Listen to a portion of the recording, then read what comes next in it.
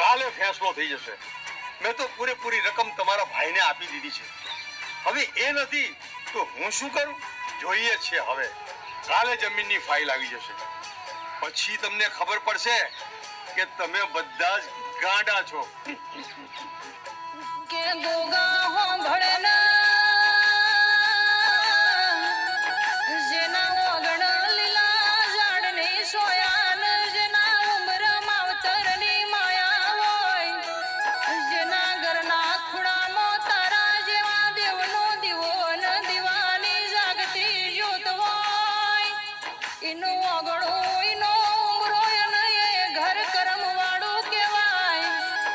પણ ગોગા જેણે